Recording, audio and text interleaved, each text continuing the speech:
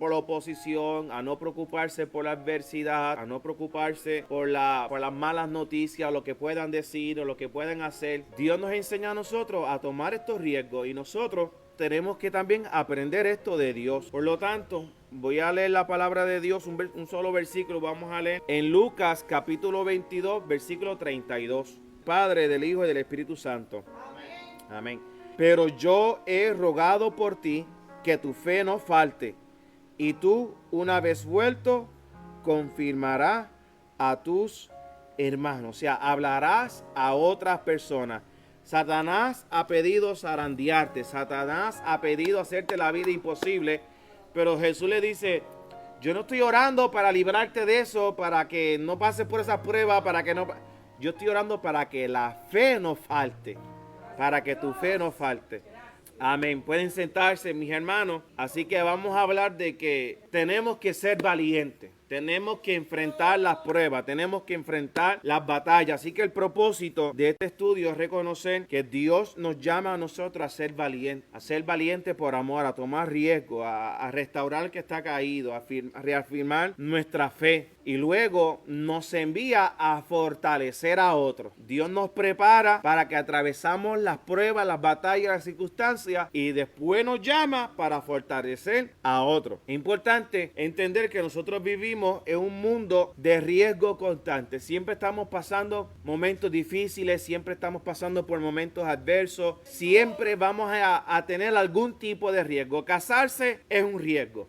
Te puede ir bien o te puede ir mal. Emprender un negocio también es un riesgo. Te puede ir bien o te puede ir mal. Servir a Dios, si uno lo hace por las razones equivocadas, puede ser un riesgo también para muchas personas. Si no se aferran a Dios, quizás puedan debilitarse en algún momento dado y pensar de que Dios no lo llamó y que Dios no lo escogió. Y muchos pensamientos pueden llegar por las pruebas, por las batallas, las circunstancias.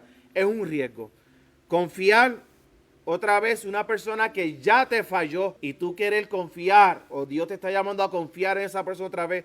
Es un riesgo. Amar, nos arriesgamos en amar porque eso implica abrir el corazón a alguien que tú no sabes si te lo va a abrir de la misma manera, si te va a amar de la misma manera, si va a corresponder de la misma manera. O sea que todo en la vida, mis hermanos, es un riesgo.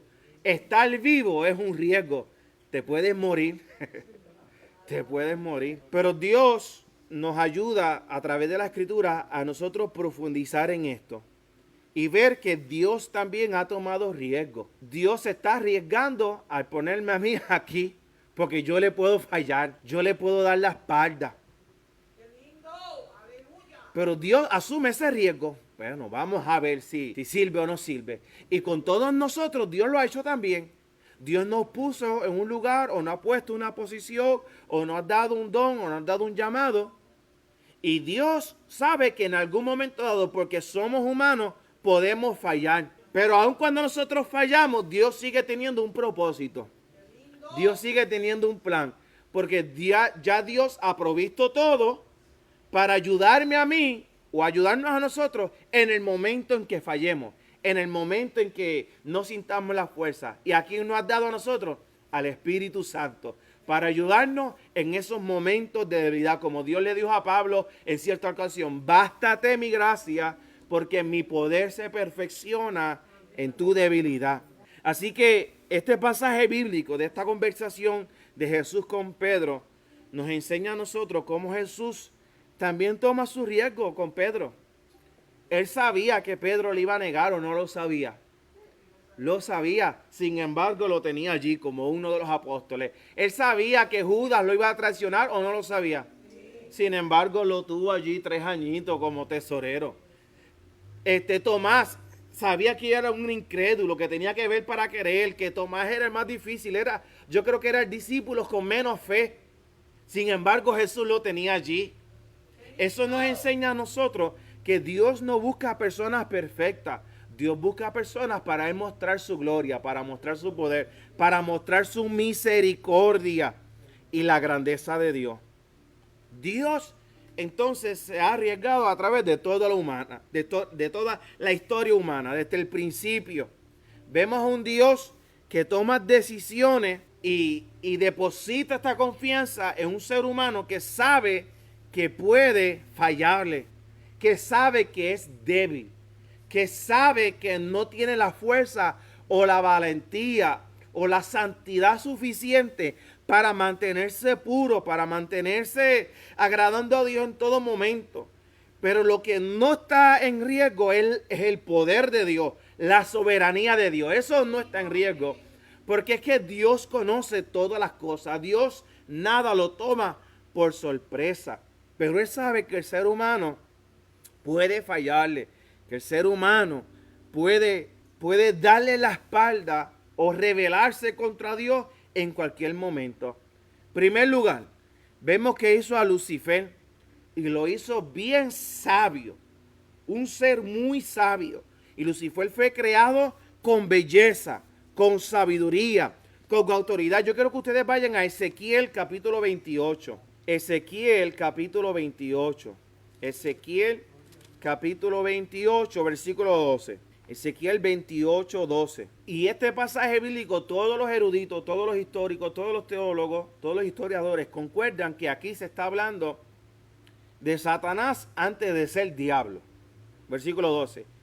Hijo de hombre, levanta endechas sobre el rey de Tiro y dile, así ha dicho Jehová el Señor, tú eras el sello de la perfección, lleno de sabiduría y acabado de hermosura. En Edén, en el huerto de Dios estuviste. De toda piedra preciosa era tu vestidura, de cornerina, topacio, jaspe, crisólito, berilo y ónice, de zafiro, carbuncio, esmeralda y oro.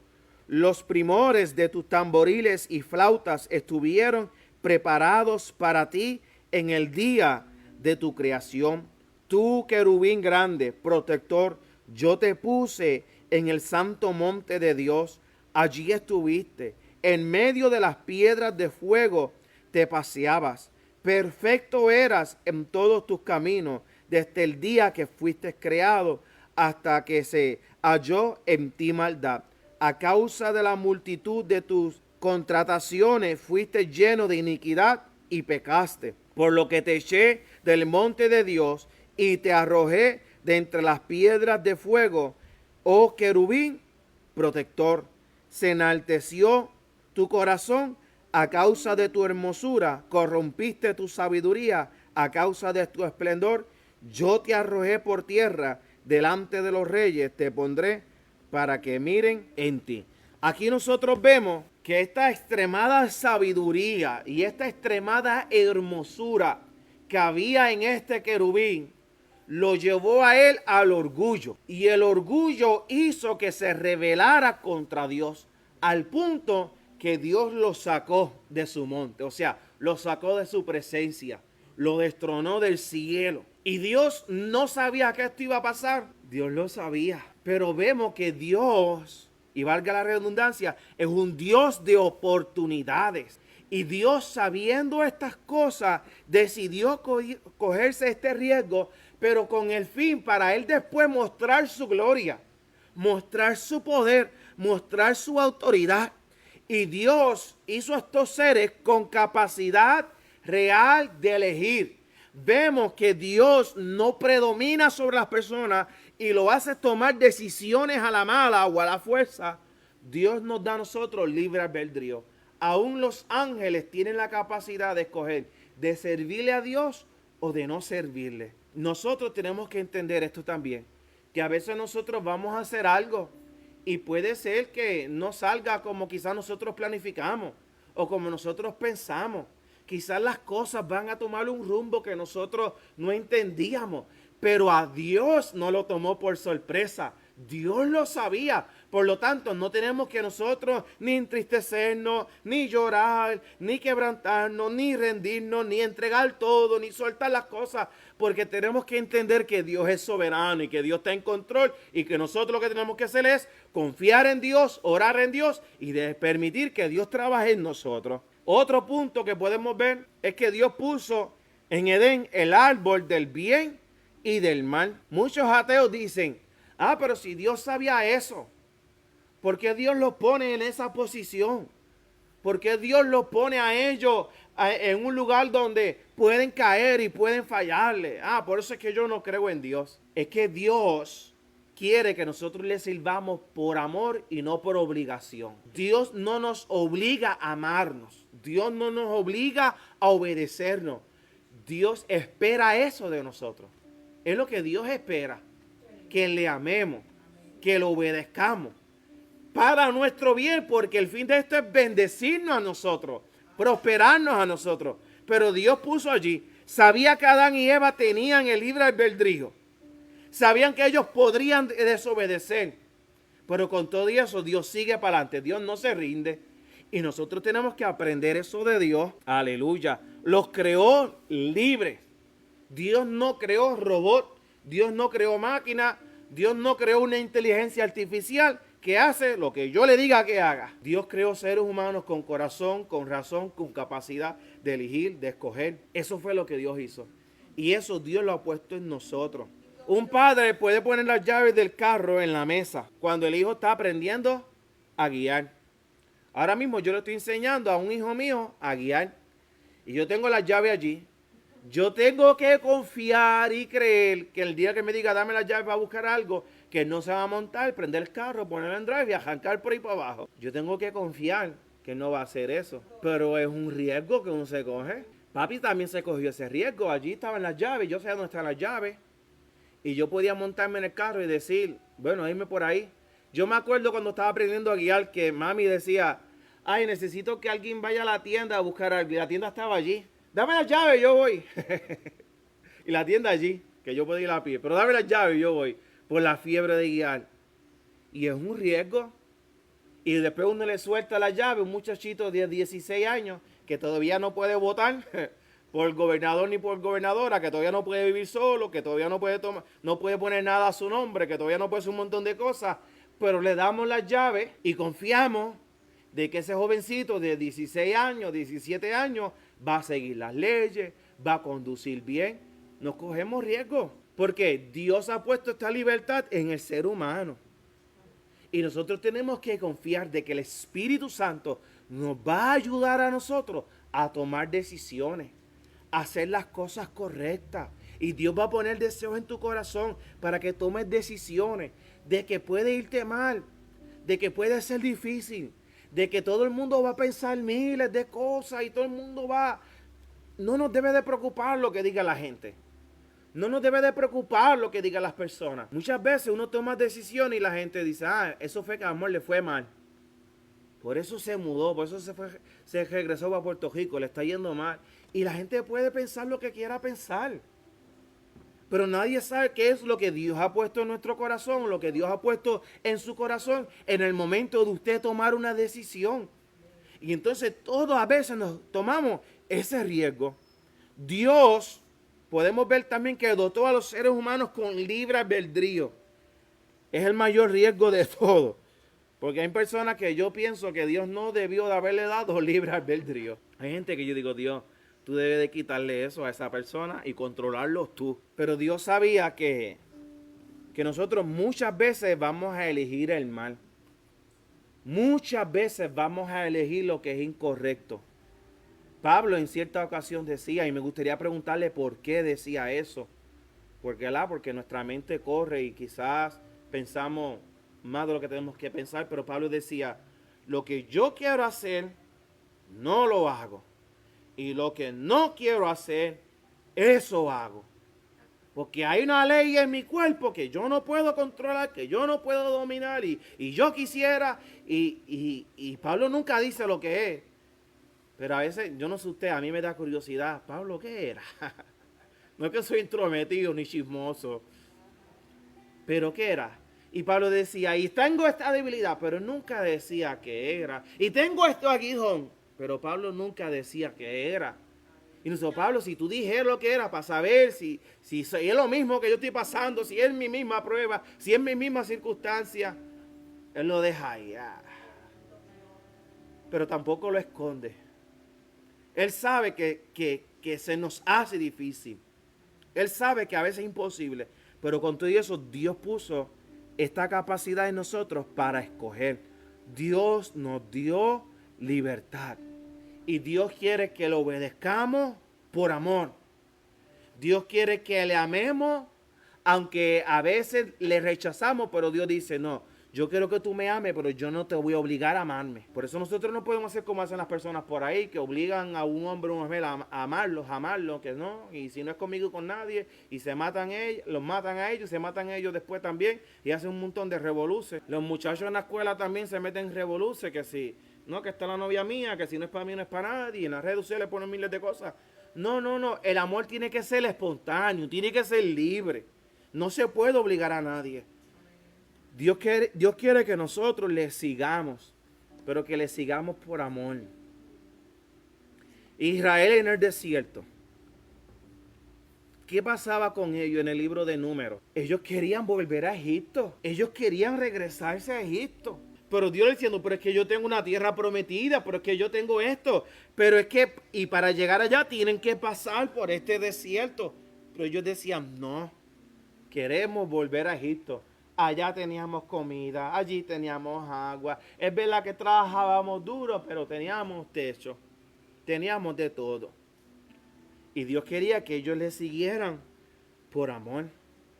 En este mundo moderno, quizás podemos decir que Dios nos ha dado a nosotros, a las personas, nos ha dado dones.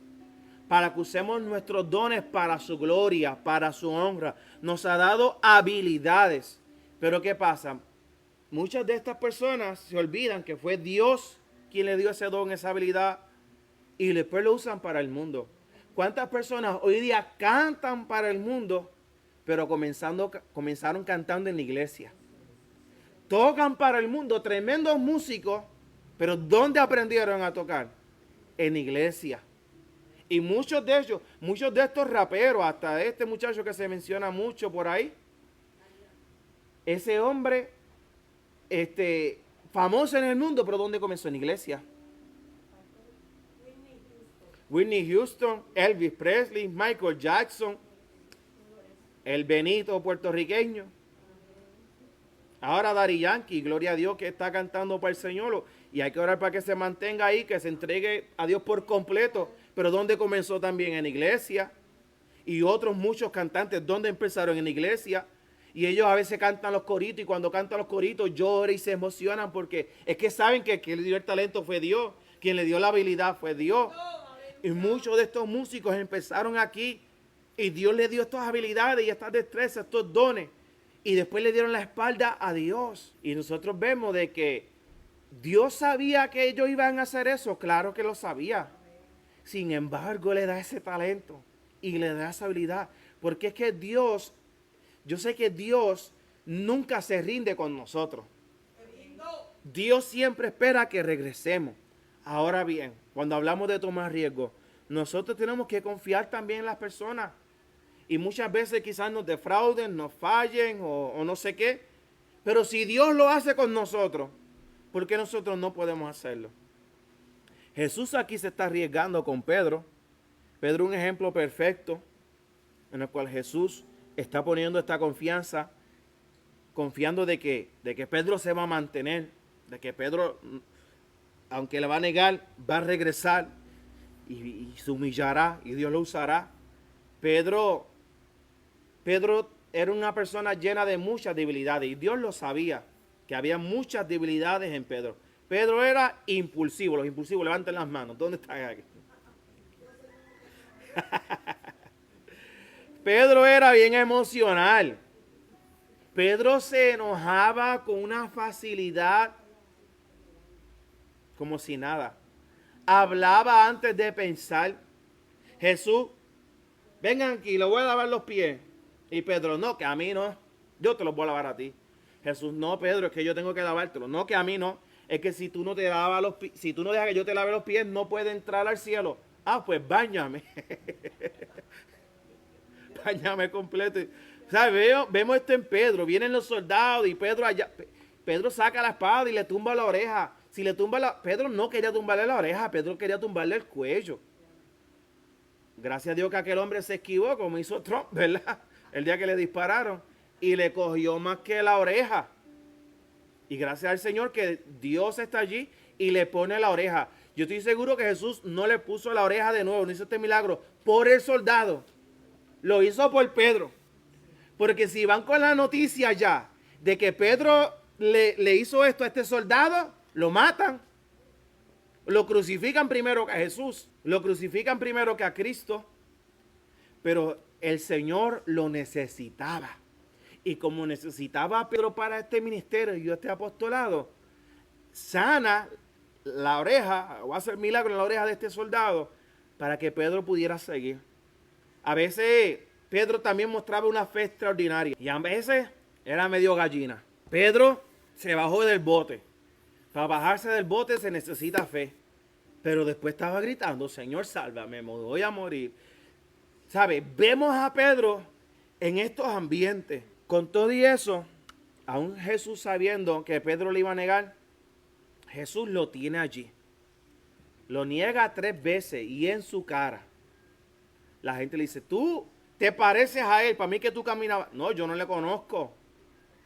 Tú hablas igual que él. Yo no sé quién es él, tú estás loca. Este se parece a aquello, para mí que sí, tiene el mismo lenguaje, viste igual, se parece. No, ustedes están locos, yo no sé quién es. Lo negó en público y con maldiciones. Hablaba maldiciones para que no se confundieran entre ellos. Aún así Dios lo eligió. Aleluya. Aún así Dios lo escogió. Vio que Pedro iba a aprender una lección a través del fracaso. Y a veces que nosotros tenemos que fracasar en algunas cosas para aprender a confiar en Dios. Porque si siempre todo nos sale bien, vamos a confiar en nosotros mismos y nunca vamos a aprender a confiar en Dios. Hay veces que las cosas nos tienen que ir mal. Hay veces que las cosas tienen que hacerse difícil y cuesta arriba para que nosotros podamos confiar en Dios. Dios permite que a veces algunos creyentes pasen por estos momentos difíciles y a veces el Dios sabe que son medio orgullosos y Dios los deja ahí, que ese orgullo siga creciendo para después humillarlo, para después Dios mostrárselo igual que hizo con Nabucodonosor, que se creyó mucho y grande y después estaba ¿qué? Comiendo pasto afuera como los animales por 7 años hasta que reconoció la grandeza de Dios y tuvo que darle la gloria a Dios. Y hay veces que Dios nos deja pasar por esos momentos, pero es para vaciarnos de nuestro orgullo y para llenarnos de humildad. Pedro lloró amargamente. Pedro lloró mucho. Y ese llanto fue que lo transformó. Y hay veces que nosotros tenemos que llorar de esa misma manera, sufrir de esa misma manera, porque es ese llanto, es ese dolor, es esa angustia lo que nos va a llevar a nosotros a la transformación. Se perderá mucho dinero y perderá muchos negocios y perderá muchas conexiones y a veces se pierde casa y se pierde carro y se pierde reputación, se pierde muchas esas cosas. Y está bien que perdamos todo eso, pero que nunca perdamos nuestra fe en Dios. Job lo perdió todo, en un día, todo lo perdió. Jehová dio, Jehová quitó, sea el nombre de Jehová bendito. No perdió su fe. ¿Por qué Jesús no se rindió con Pedro? Porque él sabía que Pedro iba a ser un gran predicador. Y cuando vino el Espíritu Santo sobre él, Pedro predicó como nunca nadie ha predicado. 3,000 personas se convirtieron en esa primera predicación. Dios sabía que él sería tremendo líder. Cuando la cosa se puso difícil, allí estaba Pedro. Cuando llegó Ananías y Zafira con esta gran mentira, tratando de engañar al Espíritu Santo, allí estaba Pedro. Para mostrarle que era el Espíritu Santo quien gobernaba la iglesia. Dios sabía que Pedro sería una columna para los demás creyentes. Fue la persona que Dios usó para ministrar también en estos lugares. Y cuando llega allá Cornelio y ellos reciben el Espíritu Santo, Pedro dice, ¿qué es esto? Cuando regresa a Jerusalén, dice, miren, esta obra es de Dios, esto nadie lo va a impedir. ¿Quién era yo para impedir al Espíritu Santo que descendía sobre ellos? Y comenzó a convencer a estos judíos de que los gentiles también ahora estaban recibiendo el bautismo del Espíritu Santo. Él comenzó a restaurar muchas vidas, a hacer muchos milagros. Tanto así que con la sombra de Pedro, es más que un corito, es un dato histórico real. Con la sombra de Pedro se sanaban los enfermos. Él caminaba y ponían los enfermos en las calles. Ponían los enfermos en las calles a propósito, con todas las intenciones, para que cuando Pedro pasara por allí, los enfermos se sanaran. Una mujer muere, entra Pedro allí y resucita a aquella mujer. Y aquella mujer sigue sirviendo a Dios. Se convirtieron muchas personas, hicieron muchos milagros. Y al que no sabía de Pedro, ¿quién se iba a imaginar que unos meses antes, que un añito, 2 añitos antes, él había negado a Jesús en su propia cara? Nadie se iba a imaginar eso. Yo me imagino a Pedro diciendo a la gente, no, yo lo negué 3 veces. ¿Que tú qué? Pero es que nadie se va a imaginar eso. La fe que tú tienes, el poder que tú tienes. No, yo era un cobarde. Yo era un cobarde. ¿Tú te imaginas a Pedro testificando de...? Ese es otro que yo quiero hacerle muchas preguntas cuando estemos allá arriba. Jesús nos enseña a nosotros a tomar riesgos. Los riesgos de Dios no son para mostrar debilidad, son para mostrar su gran poder, su amor, su majestad. Y nosotros tenemos que muchas veces arriesgarnos. Señor, yo sé que tú me estás llamando y yo estoy aquí y yo estoy listo. Y yo sé que va a ser difícil, yo sé que va a ser cuesta arriba, pero aquí voy, Dios, en tu nombre. En tu nombre yo voy aquí. Dame autoridad y dame poder y dame la valentía para poder caminar. Yo sé que tú estás en control. Yo sé que tú estás en control. No podemos llenarnos de cobardía. José fue un muchacho que fue vendido por sus hermanos. Y de momento Dios lo usa para salvar naciones. Vendido por sus hermanos, odiados por sus hermanos. Y Dios lo usa para salvar naciones, reyes, pueblos. Y aún a su propia familia que lo vendió. Esto lo hace Dios. ¿Y qué cosas Dios no podrá hacer con ustedes? ¿Qué cosas Dios no podrá hacer con ustedes? Jesús se tomó el riesgo también cuando vino al mundo de que las personas lo rechazarían. Yo creo que el versículo más triste de la Biblia no es Jesús lloró. Yo creo que el versículo más triste de la Biblia es cuando dice, a los suyos vino y los suyos no los recibieron. Ese es mi pensar. Que tú vayas a alguien y le toque la puerta y la persona te mire y te diga, yo no te quiero en mi casa. Eso duele. Y Jesús decía, es que no hay profeta sin honra más que en su propia tierra. En todos los demás pueblos yo voy y me quieren y me aman y me reciben, pero cuando yo vengo a ustedes me dan la espalda. Sin embargo, llegó y murió en la cruz sabiendo que muchas personas no iban a aceptar eso. Pero el que lo acepta le da perdón y lo restaura y lo salva y nos da esta salvación por toda una eternidad. Dios nos saca a nosotros de los escombros, nos saca a nosotros de lo más vil, de lo más despreciado. De ahí nos saca Dios para restaurarnos, para animarnos, para levantarnos.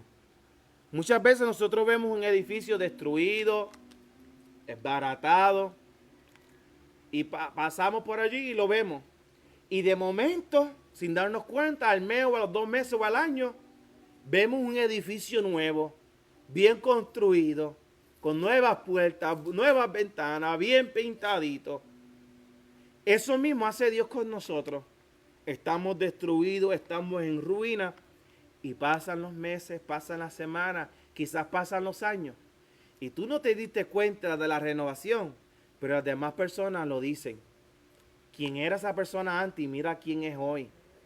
Como esa persona era antes, como estaba destruido, en ruinas, estaba derribado. Pero míralo ahora glorificando y adorando y cantando y predicando. Eso hace Dios cuando nosotros venimos a Jesucristo. Para eso fue que Él murió, sabiendo que muchos no lo iban a aceptar, pero hay otros que sí. Y ustedes han creído, y Dios nos hace a nosotros a su imagen y a su semejanza. Así que, mis hermanos, yo no sé qué Dios ha puesto en tu corazón, pero yo quiero decirte, arriésgate, atrévete. Encuentra esa motivación, encuentra esa valentía, encuentra esa fuerza por medio del Espíritu Santo, que yo sé que Dios los va a ayudar a ustedes. De la misma manera que Dios asumió todas estas cosas, sabiendo que le iban a fallar, pero Él se mantuvo creyendo y se mantiene confiando y nos ha dado el Espíritu Santo. De la misma manera, cuando Dios ponga en tu corazón hacer algo, ya sea perdonar a alguien, o comenzar un negocio, o un nuevo trabajo, o yo no sé qué, lo que Dios ponga en tu corazón hacer. Si es Dios, camina con fe, creyendo que Dios tiene el control. Dios tiene el control. ¿Dicen amén? Nos ponemos de pie y vamos a hacer la oración y darle gracias al Señor en esta hora. Dios y Padre de Jesucristo, gracias por esta oportunidad. Yo pongo delante de ti esta hermosa congregación. Tú conoces las metas, los sueños, los deseos, las intenciones. Tú lo sabes todo. Yo te pido que tú le des fuerza a mis hermanos, que tú les des valentía, que tú les des autoridad, que tú los capacites y que ellos puedan caminar con fe creyendo que tú tienes el cuidado, que tú tienes el control. Para el que cree, nada es imposible. Jesús, tú dijiste, al que cree, nada le será imposible. Ayúdanos a nosotros a alcanzar cosas mayores, cosas más grandes. Ayúdanos a nosotros a caminar por encima de las aguas, a dividirlas cuando lleguemos delante de ellas. Todo para tu gloria, para tu honra, para que tu nombre sea glorificado. Gracias, Dios, en el nombre de Jesús. Amén, amén, amén.